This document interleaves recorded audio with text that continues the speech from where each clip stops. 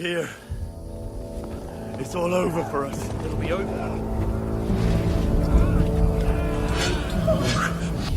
Focus.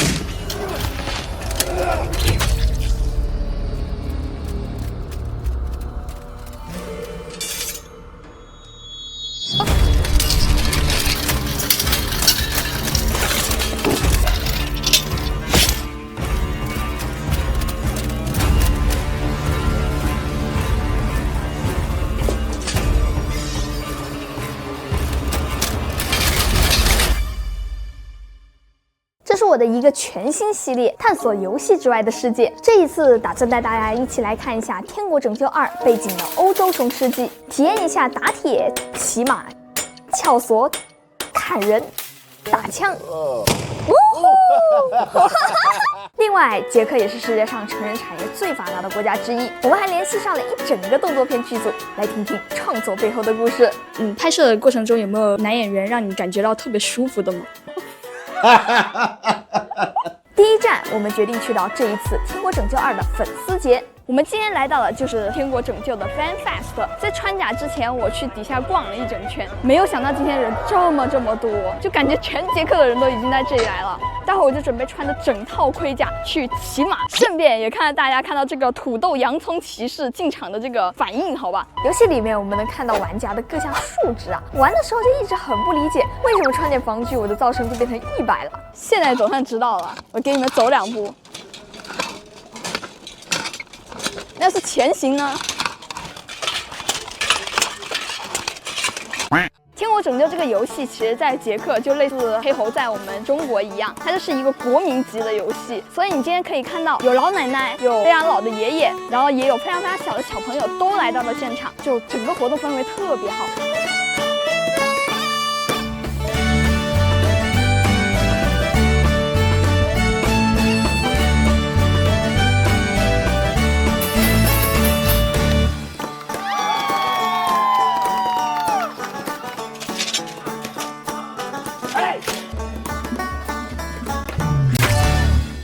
过了守卫这一关之后，我们成功的进入了马列索夫城堡。我们可以看到的是，这里是跟游戏完全一样的场景，因为游戏取景地就是这里。还记得我们在游戏里面潜入城堡的时候，不就是走了这一个下水道挖上来的吗？这游戏真的是完整的复刻这里的场景，很有中世纪的这种味道和感觉。游戏迷真的一定会喜欢这里。而这个楼顶呢，还有一个木梯子可以爬上去，非常有意思。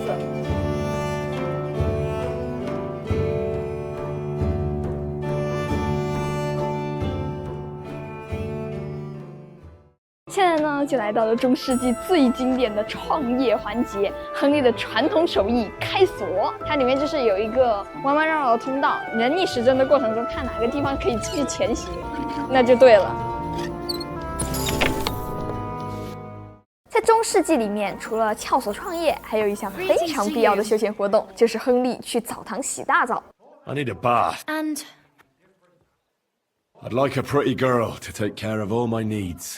捷克的成人产业极为发达，可以说在规模和影响力上完全不输日本。之前我们去过日本，拍了一下线下 CD 门店，这一回我们直接联系上了一整个剧组，听他们来说一说这里面的一些故事。好了，现在我们就已经到了今天他们要拍摄的这个片场外面了。待会儿我们就可以见到今天要拍摄的男主角和女主角。相信今天是一个非常劲爆的采访。相当于说简单介绍一下自己，然后今年多大，是怎么进入这个行业的。 Okay, so my acting name is Bruno Baxter. I'm 22 years old. I'm the youngest born actor in Czech Republic, and I'm in the industry like for 2 years. 是什么契机让你从事这一个行业的呢？ Maybe opportunity for better money, better life. I was a police officer before I start the acting industry, you know. 方便透露一下您的收入构成吗？ Everyone have different charges for the scenes, you know, like fees. For me, it's like 5,000 or 10,000 euro per month. This is really higher than normal Czech income. Right. Normal Czech income is like 150 euros, I guess, maybe less. 会不会影响自己本身的性生活？ what do I say? I don't have sex in my private life. Only in job. I don't need it. You don't need it. You just don't need it. 就说因为他平时这个工作时候这方面太多了嘛，所以说在私人的时候他不需要这个。还有一个呢，就是说也是因为传染病的原因，不能在这方面冒这个险。My name is Laura Crystal. I am a porn actress, and I shoot porn from the age of 18. 是什么契机让你进入到这个行业的呢？ In teenage, I was doing normal modeling, and then I wanted to return, but I was already too fat. So I saw some advertising in newspaper, and this is how I started. 那从事这一行业的话，就是有没有遭受过别人的误解？ No, I think my mother, she is maybe I don't know, she's maybe jealous. I don't know. I just don't have good relations with her, and father, he is proud of that. So yeah, and my son, he knows about it. So 方便的话，可以透露一下您的收入吗？ it's not the same all the time. In 2011, 2012, I think it was the best times. Right.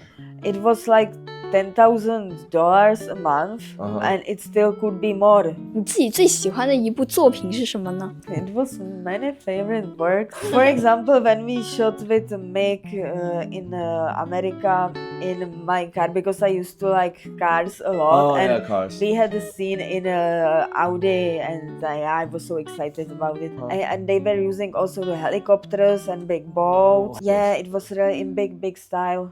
拍摄的过程中有没有男演员让你感觉到特别舒服的吗？ Yes. Can I mention the name? Maybe initial. Initial. PH. Definitely. Because he looks with his face a little bit like this guy who I love.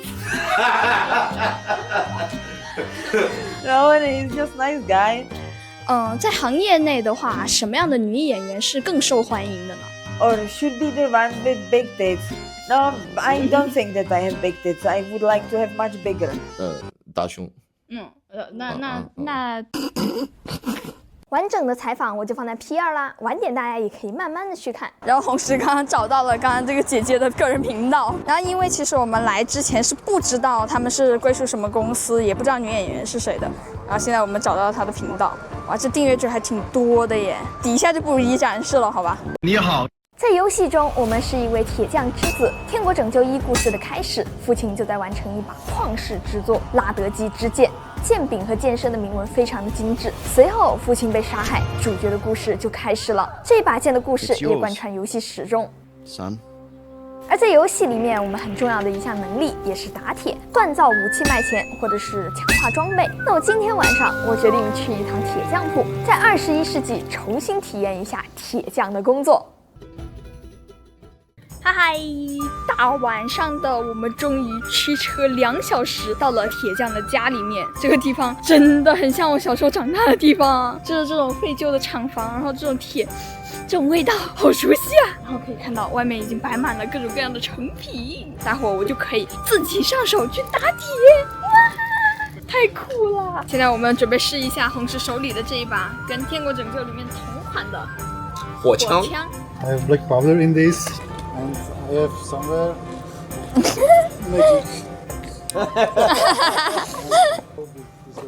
我要塞这耳朵。 Can I stand here? Woo! That's it. That works. 在我身边的这位就是今天我们请到的铁匠卢卡斯，这些就是他的作品，有重剑，然后有单手剑，然后像这一把的话是卢卡斯为他的老婆做的，然后这边的话是一些匕首，然后还有一些什么手套啊，同时他也会做一些就是比较幻想的甲。那我们接下来的话就有请我们卢卡斯带我们去参观一下他的工作间吧。 Okay, so we can start at the forge. It's running now. Right now I'm doing just few more knives. 真的是红红的。 I have to cool it so I can grab it by my hand. 他先冷却一下，这样他就可以 And then just hammer it. 看起来好像也不难。0级铁匠申请出战。 And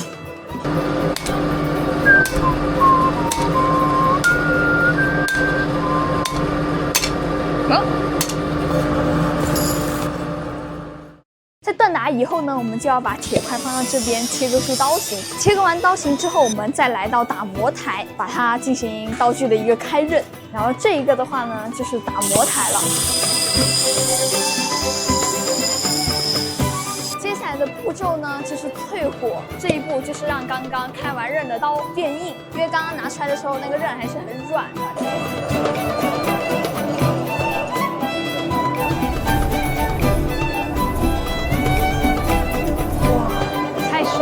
我刚一直以为淬火的话是进到刚刚这一桶水里面，结果不是，因为它温度太高了，反而要放到这个油里面去淬，然后最后再把这个表面的油给烧掉。接下来呢 ，Lucas 为我们展示的就是如何冷锻盔甲。这个制作流程其实非常的朴实无华，原料其实就是一个铁片，直接在木墩上面锤击成型，不同的弯曲程度就是用木墩上面不同的凹槽大小来完成的。而完成一整套盔甲可能要好几个月的时间，可以说是一个非常考验耐心的工作了。如果定制的话，花费大概要3万块钱左右，大家觉得贵吗？那你做这些盔甲还有武器是怎么样赚钱的呢？ Well, yes and no, not so much. It's just a hobby. It's not my work. I have one day in week when I'm creating something. I'm electrician on railway. I'm doing historical fencing for many years, and like I don't know, 7 years back, some YouTube videos where some guy was forging something. Yo, I like this. I want to do this too. And that's how it started. It was my pleasure to show you everything. I hope you enjoy it. With YouTube will enjoy it too.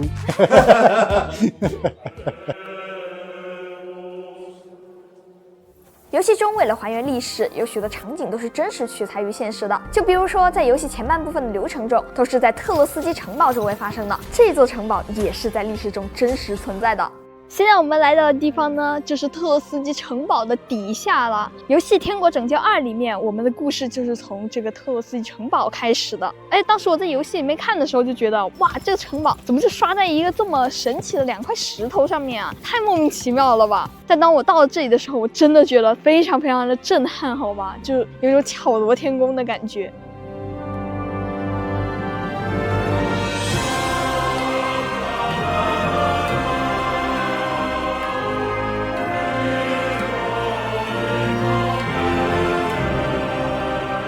这座特洛斯基城堡是这一片地区标志性的建筑，在中世纪可以说是坚不可摧的象征。和正常的军事要塞城堡不同，这一座城堡是直接修在了天险上，城墙的边缘云梯都很难搭上去。据说它在历史上从未被直接攻破。我只能说，在这里饮酒真的是一项非常非常必要的技能，这个游戏里面一模一样，好不好？那我们接下来的话呢，你看我已经换好了里面的那一套衣服了，我准备穿上甲之后，我们去骑马上城堡。那么接下来呢，就是马术环节。在这之前，我是从来没有骑过马的。现在我的马术值是0。我们现在出发喽！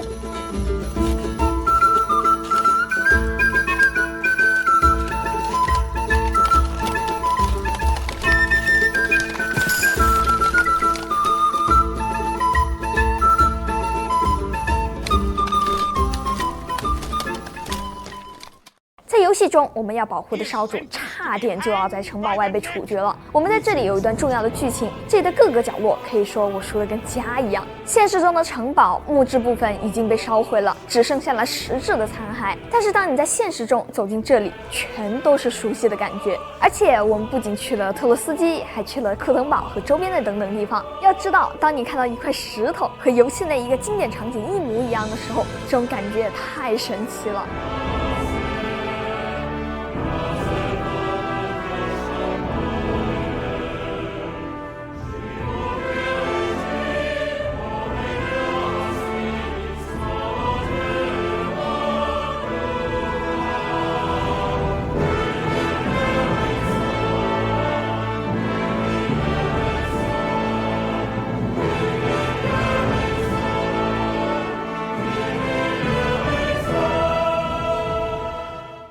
那接下来呢，就是学习剑术的环节。我们都知道这个游戏跟其他游戏完全不一样，别的游戏里面你看它那个打打斗啊，都是轻轻轻，刀光剑影的，很帅很帅。在这一个游戏里面，你就感觉像是每一个都很笨重，非常非常的缓慢的去攻击，而且它在游戏里面挥个5-6次，它又没力气了。而实际上呢，游戏里面的这些甲啊，还有这剑啊，都特别的重。就比如说我现在身上穿的这一套，它就有35公斤重。像我这样子穿上20分钟的时候，就已经非常非常累了。而像我手上的这一把剑呢，它也是非常非常沉的。正常人没有经过训练的话，你是很难像巫师里面那种哇舞得又快又好看的那种。今天我就在城堡旁边找到了一位剑术大师啊，我们的公猫红石老师，嘿嘿，我的老朋友。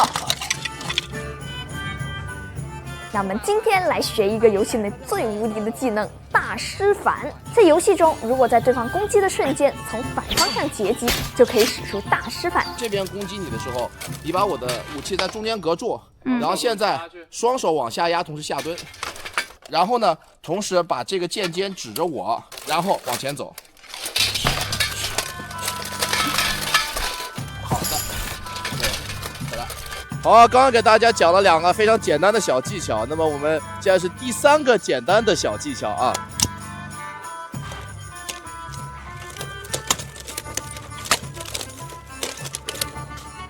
看了一遍，你们学会了吗？是不是非常简单呀？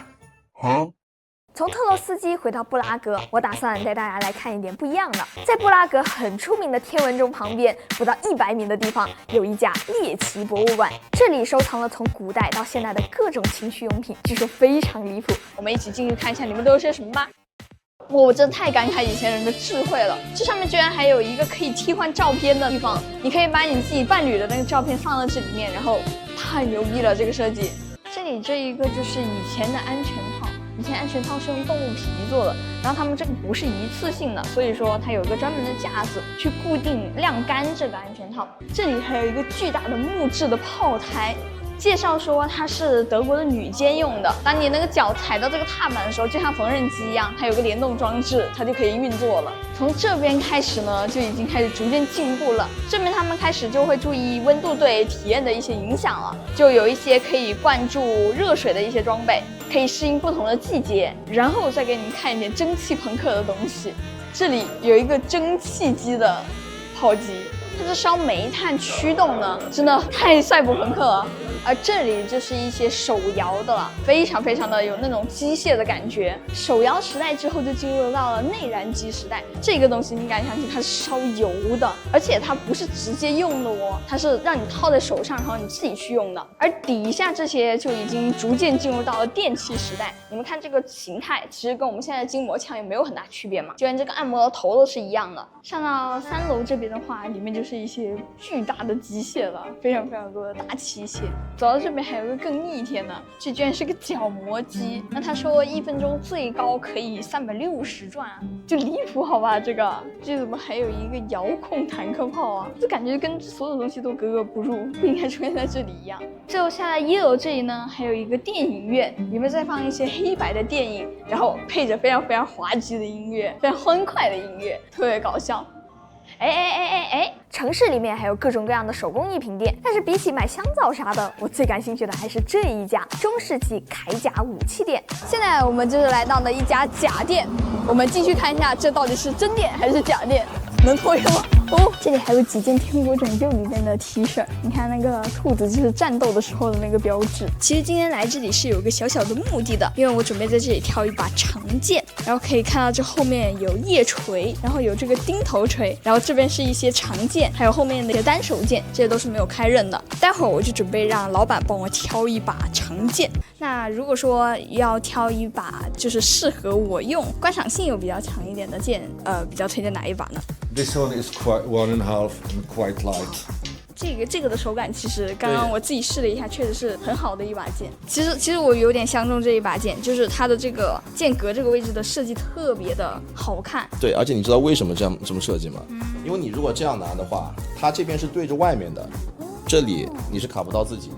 So, exactly, this sword is upon illuminations and illustrations from old book Europäische Hieb- und Stichwaffen. That means cutting and stabbing weapons. Thank you very much, John. You're welcome.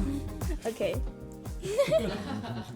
后来老板跟我们说，他们还在做游戏类的那一把拉德季之剑，真的超级帅，只不过它的价格也是不坑穷人哈，要1万块钱一把，还要加上寄回国的运费。不过我真的非常喜欢，我想买一把把它挂在我们的工作室里面，所以我没有忍住，真的订了一把。亨利赶紧去给我打铁。别说啊，这期视频剪得太久了，剑都已经送到了。当当，这就是老爹的绝唱拉德季之剑，这个做工真的是很精细，很精细。给你们看一下，我当时在这个甲店里面买的3000块钱一把的剑，贵还是有贵的好啊，贵的这个质感还有这些细节的做工真的是不一样哦。而且拉德季之剑的这个握持的手感啊也非常的好，然后挥起来这个感觉也挺不错的，就不知道砍起人来。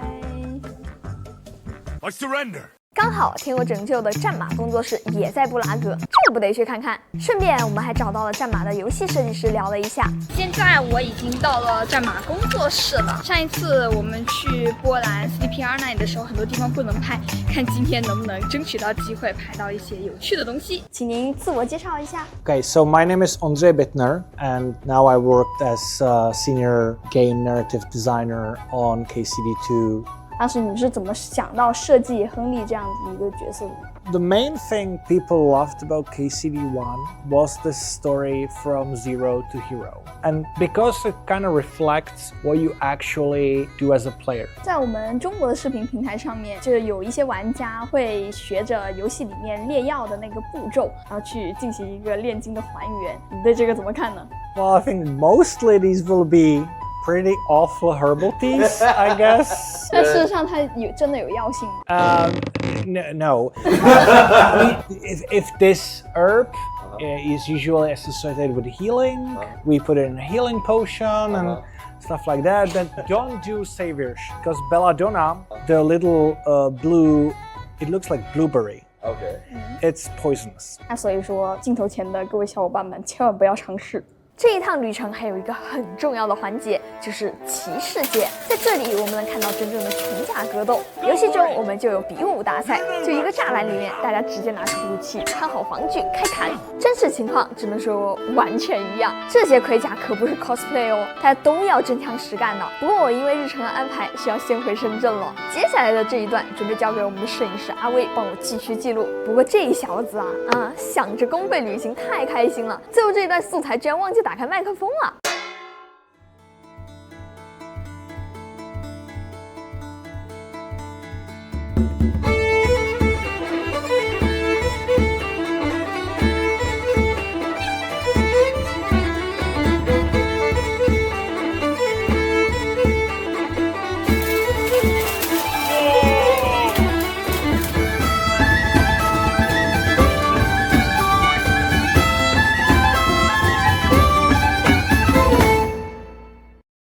OK， 我们现在已经到了整个主会场这边了，然后整个人数虽然不算很多，但氛围还是很棒的。有木篮子围起来的地方，就是等下要进行全甲格斗的地方了。那3v3这边的战斗规则呢是3局2胜制，只要是倒地了就算出局。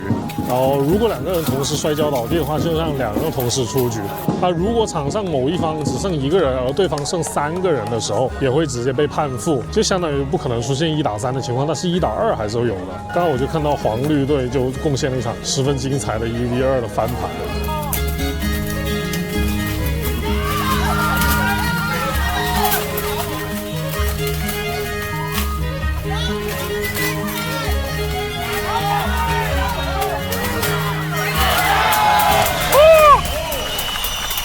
做队长能不能赢？这2个队友我估计赢不成啊。接下来我们打的第一场是打捷克的国家代表队啊，他们的队长也在。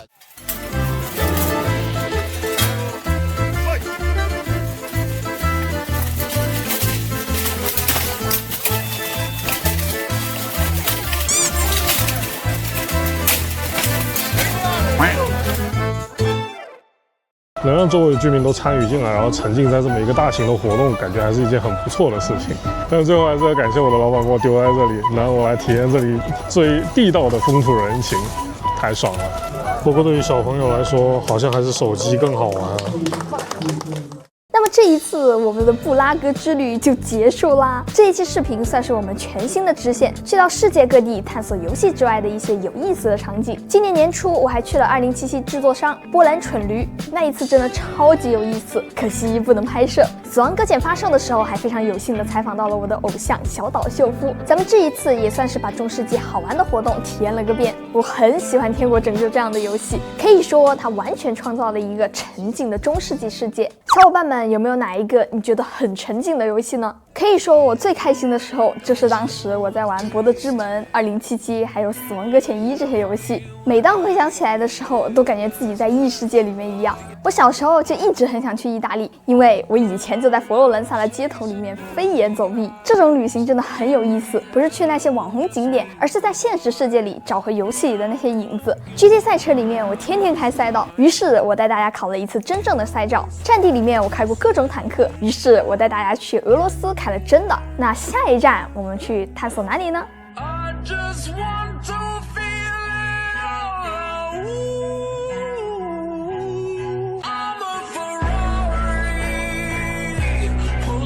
？Vibing is winning, Franklin. Everything else is bullshit.